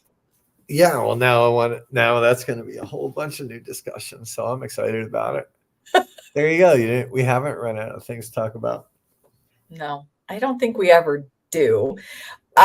So I think it's, I do. I think, again, we love when you share with us because, the conversation should be open. You have safe space within us. We are not going to, we hope you're not going to judge us, and we are certainly not going to judge you. Do respect your beliefs and your thought processes. And we do want to learn from those. It is just about, right, bringing these things to the surface and not being afraid to say it, right? Dumping beliefs. I mean, like, what's wrong with just it? For me, I'm not suggesting anybody else do this. For me, that I can see myself, I can see where I was sitting, which is weird because I don't have many memories like this, but I can see where I was sitting at the exact time that I said, from today for a year, I will drop all Christian narrative from my daily life. Didn't do a Christian prayer, didn't look at, I didn't use a lot of the terminology or a lot of the rituals. Let them go. And from that day on, I've never gone back. It was a weird, liberating moment for me because I felt like I felt like it validated the Buddhist practices of, and I know everybody will say, well, Buddhism's a religion and now you're just focused on that. But the reality is listen, I'm a human being living in the Western world. I am not a Tibetan Buddhist living in the mountains. So how Buddhist can one be? But the practices that you can add to your daily life that are realistic, they were liberating in the sense that I understood my actions had reactions, or right, my reactions had it. Just that whole concept of it's inside of me was freeing and liberating, and it changed the way that I looked at experiences and what they meant, more than assigning them to this happened because angels and demons and I acted this way, so now I mean, it's all similar, just different wording. Oh shit, Sarah just thought of something. What? Not that I think she's saying she thought of something, not that you thought of something. I Okay. think Let's see. you might have hit on something in her 10-year period there. Yeah, oh, okay. So she's saying, let's see. Oh, I was in church and all of a sudden went from 100 to 0 in a moment. Not liberating, gut wrenching. Yeah, I mean, again, we all have different experiences as to why that's for you to answer. You have to get super honest with yourself. And I think for whatever reason that day, talk about entanglement, February 2nd, you calling and simply asking the question, have I ever told you about my CH experience? That's how you always referred to it, my CH experience. No. And two people, like, your experiences that were so personal and my questions that I cannot remember asking you, suddenly this weird little dance of like, what was that moment? What was that fabric in time? How did that happen? I have no idea. I mean, something, the story, something in my head, a voice said, reach out to her. Because it was a bad day. It was a bad day. And then it wasn't. It was an eye opener. I literally, when we finished talking, the last thing you said to me, I don't think you remember, but you said, hey, Rob, did you ever stop? And after asking me, guys, she asked me all these questions that I'm like, all right, I'm looking around. I'm like, how does she know to ask this? There were a lot of questions. But at the end, she said, hey, did you ever stop and ask yourself, those demons that you were fighting, maybe they belong to you? And she's like, I have to go to bed. Have a good night. We'll talk. And I'm like, okay. Then I just sat back, and that really clicked. So I grabbed my journal where I kept, or it was a notebook, or I kept notes from things, and I was like, holy shit! And the questions she asked were now tying back to these experiences. Pretty crazy. We'll talk about it. I don't want to give it all away. We have talked about it, but Dee Dee Scott. This sounds like a Brady Bunch episode. Oh, I went to Hawaii. I found a Buddhist temple and donated money. I felt led to. From then on, everything changed. Oh wait, she found a Buddhist temple. I thought she found a Buddhist idol. Like she wore it. She brought it. Yeah, she wore it back. No, yeah, we'll have to talk, Dee Dee. There it is. Dee Dee could be something. I love that Dee Dee every show has a revelation, and that's what we hope that having these conversations helps bring things to the surface, that we're boiling that pot of stew and the vegetables are rising to the top. Now they're boiling, and you can pick out the ones you don't want that don't serve you anymore. And you can decide, and learn possibly what these experiences truly mean. I know that you didn't share anything personal, but when you were with Dan and Wade, and the little bit that Wade sort of shared about what brought him to the Warrens, these experiences bring you to where you need to be. And sometimes we have these experiences, they happen and we leave them there. And I guess what I'm asking is, even after a location that you go to investigate, it shouldn't end. We go and we're just like, okay, did it, bye, goodbye, no more, and you move on.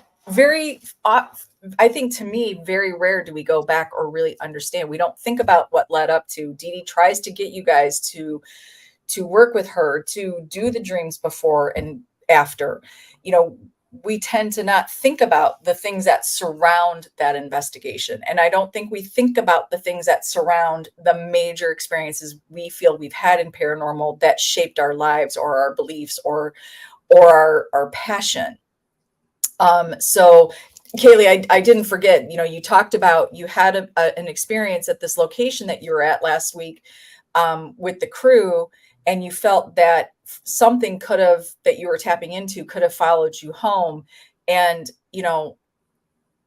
again, this is where, how do we make these demarcations? Does the memory of those experiences, can that simply haunt you? And how do we let some of that go? Because, have you ever gotten into an argument and you walk away from that person, or you don't talk to that person for a little bit and that shit just sticks? It just sticks. Yeah. Yeah. So stop fighting with me. Okay. Sorry. But yeah, right. Like, it's one of those things where, can we say that the actual ghost or energy has followed you, or is it that experience that's haunting you? And so these are the things that we like to pick apart a little bit. You might not get a final answer, and there might be a very fine line. Because I have my Carlos story, and was it truly that he was with me at several other locations? His name did come up on equipment, but or was it that I carried that with me? I don't know. I don't know. And I agree, Dee Dee. I feel like we can keep others' energies till we notice and release it. I agree with you 1,000%. Oh, Kevin, you're one of the most amazing people in the world. So these are just things we like to talk about and think about, a little light thinking, a little light conversation.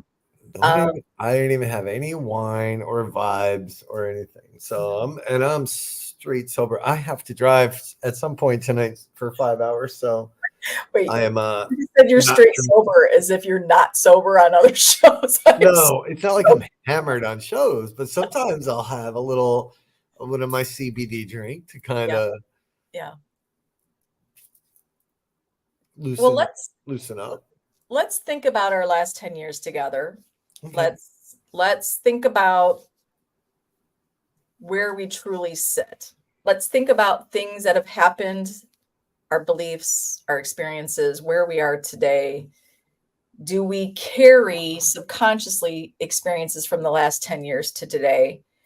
Do we consciously think about them and use them in the way we investigate today? Do we ignore them? And how do we properly respect them? How do we properly put these experiences to work for us? How do we not take them for granted? That's a good question. How do we not take them for granted? So it's truly about honoring yourself and honoring your moments. You should never live in the past, but you should learn from the past. And that's what we're asking.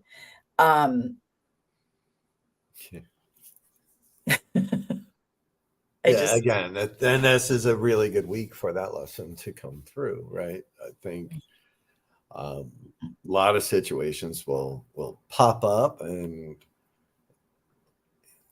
boom, if you've already had the experience and you haven't learned from it, then that's a problem. But if you can learn from these things like I did, and like I have with people, places, and things with all kinds of nouns, it definitely leads to a better future and different styles of investigating, and a deeper understanding of things. I agree with that, Kevin. They do. And I also think,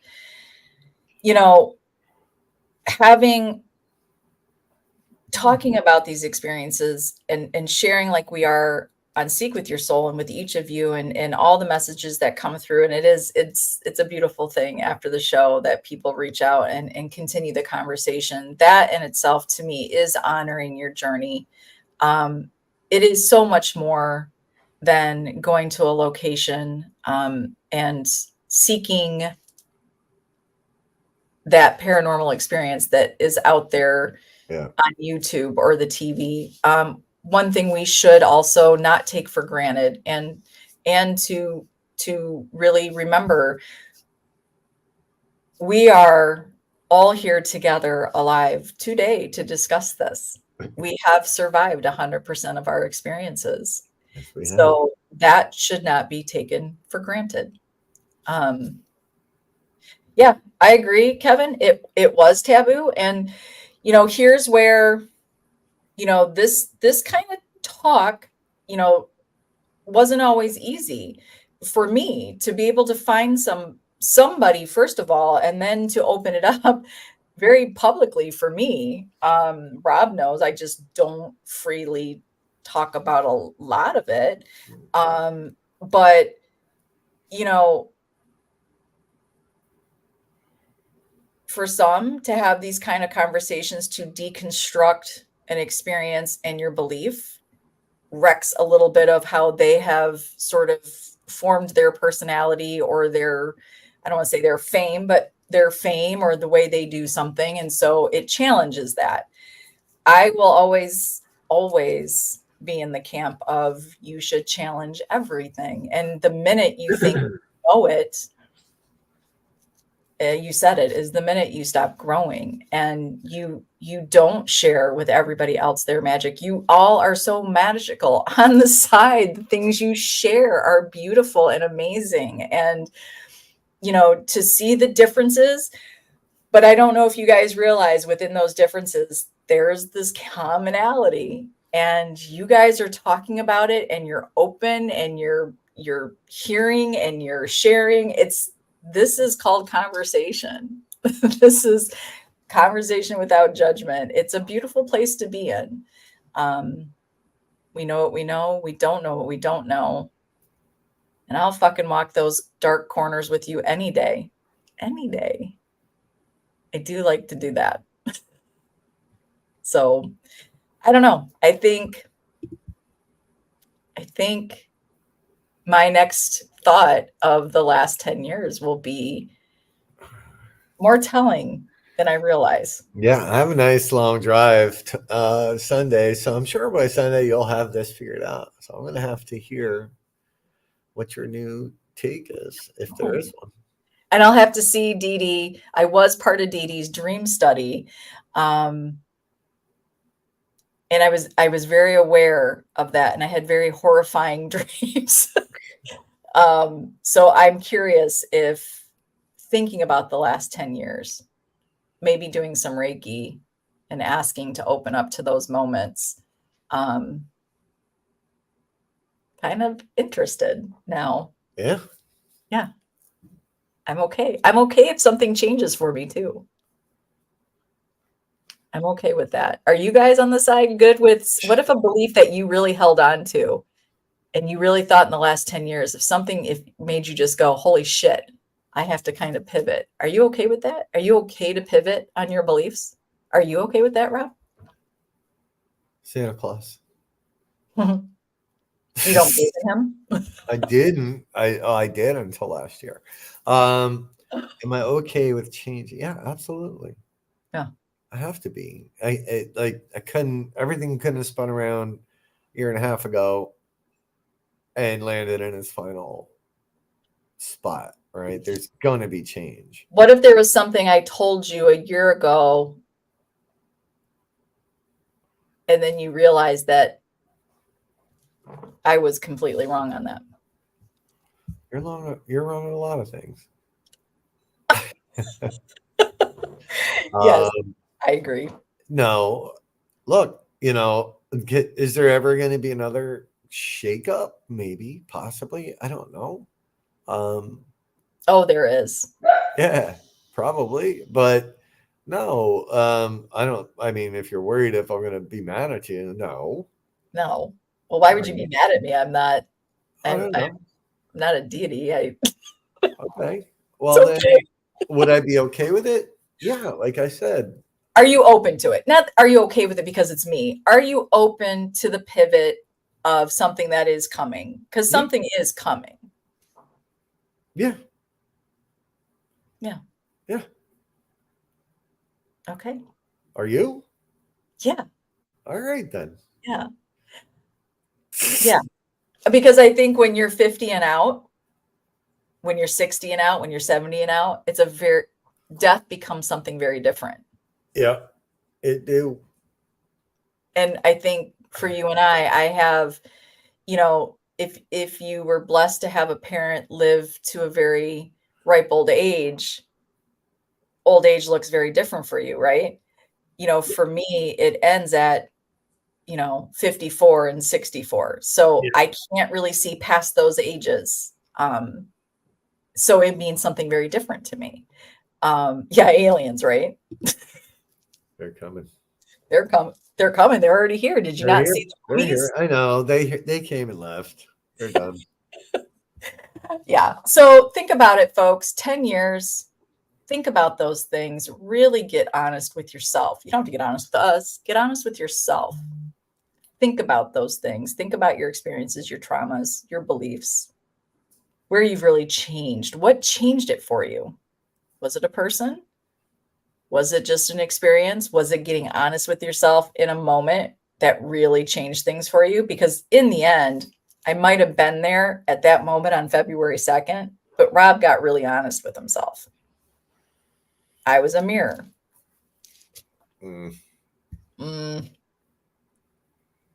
Right, D-Hoot. That's what I'm saying, right? You do. But the older I get, I also realize the immortality that we have.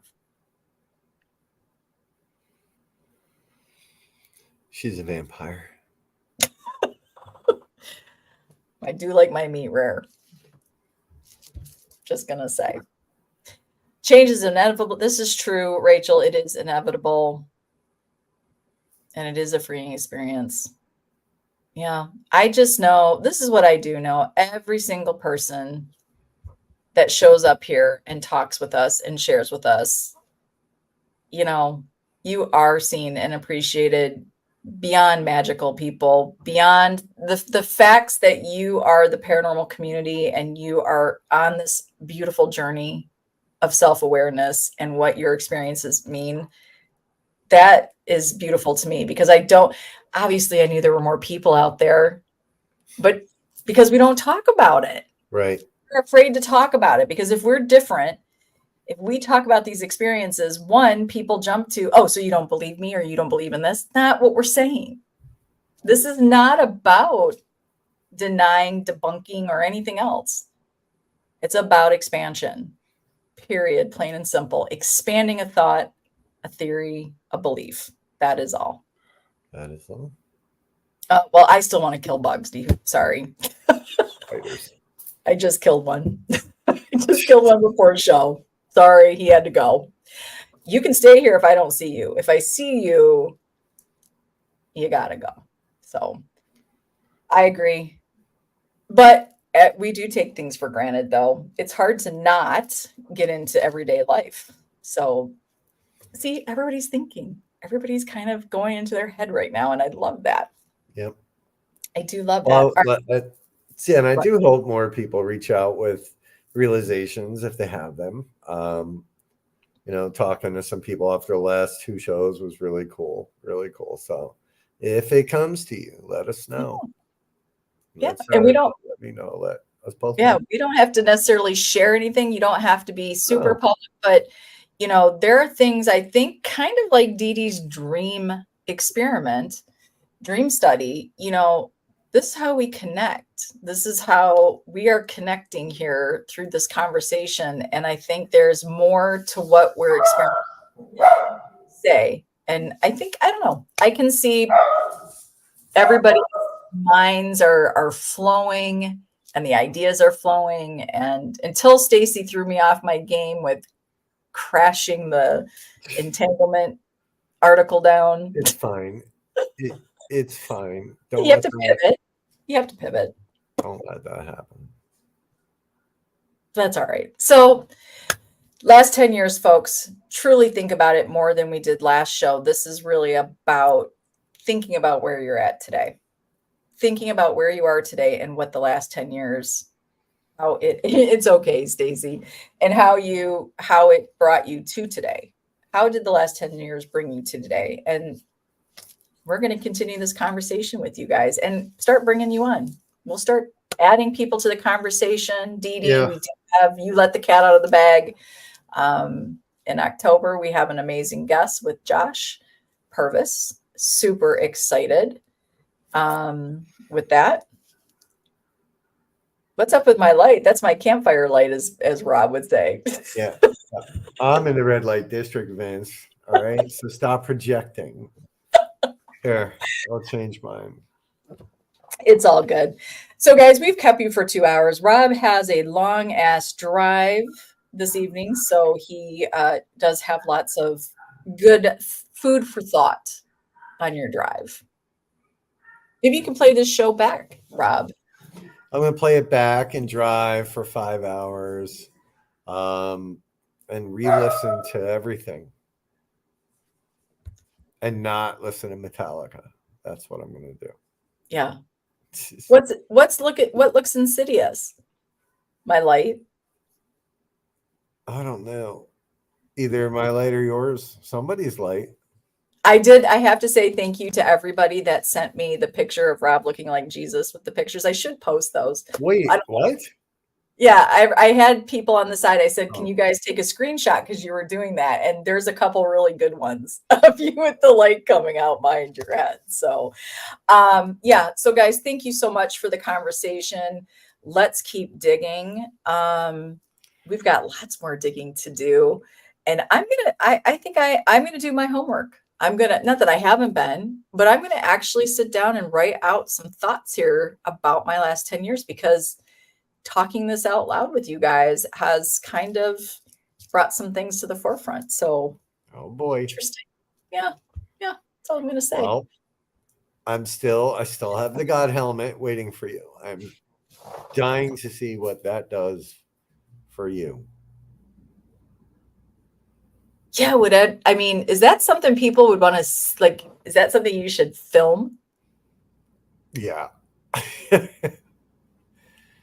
I don't know. Would you guys want to see the God helmet working? Is that what you guys want to see? If you don't know what it is, look it up. It sticks all these things around your head and you have some, Dee, nothing we ever do is a good idea. Yes, it's a good idea. Yeah, maybe. We'll have to think about that. I would almost like to do the God helmet while in a Reiki session. Okay, now you got to outdo me. See, this is what she does. She outdoes me every time. I'm just curious if that would have any effect. It would be cool. All right. Anyways, we're just going to keep talking to you guys. I'm getting in that. I'm starting to feel it happen where I have a hard time letting them go. I see it happening. And I'm having that. I'm starting to feel that, like a little bit of anxiety of letting you guys go. So I should probably they want to go. They're done. They do want to go. They're done with you. And don't think the idea that was brought up on the last Seek with Your Soul has been forgotten. Same 10 people, two different investigative types. It's equipment happening. Versus self. We're working that out. That's still a thing. Just everybody keep in mind, still a thing. So, all right, folks, you know what? We got a lot of things to think about. Keep being amazing people in the paranormal community. Keep being amazing people in general. Reach out, share, throw some ideas out there. Talk about if there's something you guys are like, the bias conversation is, we kind of touched on it a lot tonight, but there are things that come off of these conversations. If you want more about it, let's talk about it. Just share. That's all we're asking. Share away. Well, thank you guys so much for sharing this last 2 hours with us of Seek with Your Soul. Go out there, be great. Rob, have an amazing trip. I know. Keep yourself away. I stayed home to get this done, and I'm going to avoid some traffic. So it's going to be a long night. Got to work tomorrow, but we got this. Yeah. It's going to be Thank good. you, It's Wade. going to be really good. Thanks, Wade. Thank you, Dee Dee. All right, Brandon, have a great night. Rachel, have a great night. Stephen, P3S, have a great night. Guys, you're amazing. And we will catch you not next Thursday. Gosh, now I have to look at my calendar because that puts us where? The 28th, I believe. October 28th. Oh my gosh. No. Warren Paracon will No, be coming. No, that's September. October. We're still in September. I just had a Yeah. totally, where did I just go? Never mind. Yes. Okay. 9/28. 9/28. I am somewhere, but we will get this done. I don't remember where I am right now, but we will Okay. get it. We got it. We're going to take care of it. So September 28th, the next Seek with Your Soul. Do your homework, folks. 10 years. Think about it. 10 years. All right. Thank you for your time. Good night. Namaste. Bye.